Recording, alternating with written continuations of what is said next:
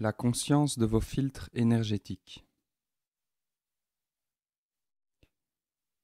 À ce stade-ci, vous voudrez peut-être retourner au premier chapitre pour vous rafraîchir la mémoire au sujet de la supraconductivité de l'univers, car c'est ce qui en constitue la puissance dans toute sa simplicité. Souvenez-vous que vos pensées, vos imaginations, vos visualisations, vos fantasmes et votre vie émotionnelle sont des formes d'énergie qui créent ce dont vous faites l'expérience.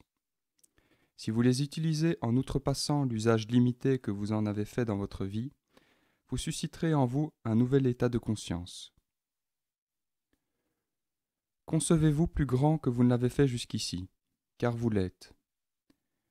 Vous vous déployez en réalité au-delà de l'espace dimensionnel que vous croyez occuper.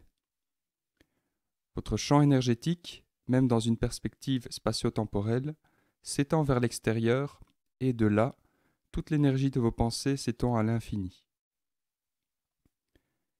Même par une simple visualisation, vous pouvez établir une connexion avec tout ce qui vous entoure.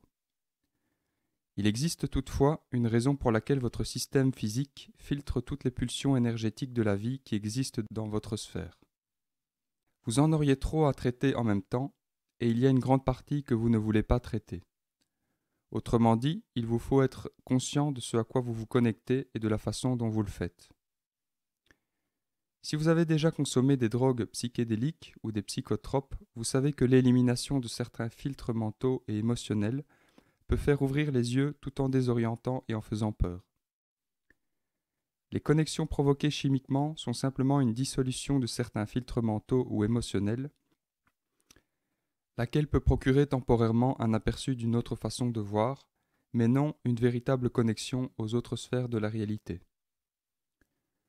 Vous pouviez les utiliser pour obtenir cet aperçu, mais c'est là leur seul avantage. Si vous découvrez quelque chose d'important pendant que les filtres sont suspendus par ce moyen-là, son sens n'apparaîtra que par un changement de votre mode de connexion. Il vous faudrait modifier votre fréquence au moyen de votre énergie mentale pour que advienne vraiment réel ce que vous pensez avoir vu ou compris.